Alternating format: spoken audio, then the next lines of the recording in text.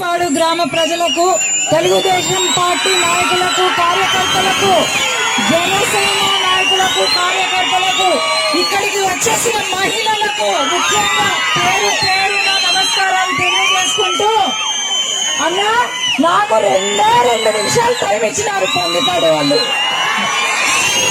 ఒక్కటే చెప్పేది, పందిపాడు గ్రామంలో ఫ్యాన్లకు కరెంటు కట్ అయినట్టే ఈ రోజు నుంచి. కాటసాని రాంభూపాల్ రెడ్డికి చుక్కలు చూపించడమే ఇంకా పని మనకు.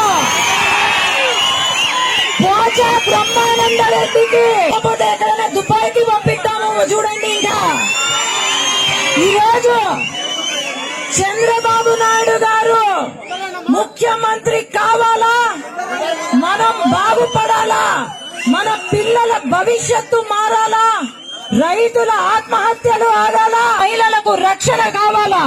కాబట్టి ప్రతి ఒక్కరం కూడా పేరు పేరున నేను ఒకటే రిక్వెస్ట్ ఏంటంటే, ఈసారి 5 సంవత్సరాలు అనుభవించాము, ఇంకా చాలు, త్యాగాలు చేయడం చాలు.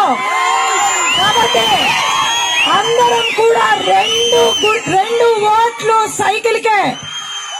ఎంపీగా నేను ఒక డాక్టర్ని, ముఖ్యంగా బైరెడ్డి కూతుర్ని.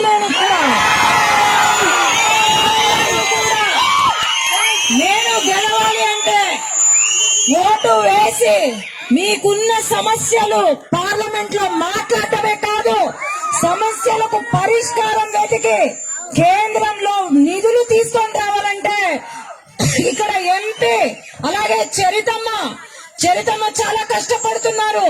2 ఎంపీ ఎమ్మెల్యే 2 ఓట్లు సైకిల్ కే పడాలా. ఈసారి పందిపాడులో అత్యంత మెజారిటీగా మనం గెలవాలా, కొంతమందికి బుద్ధి చెప్పాలా.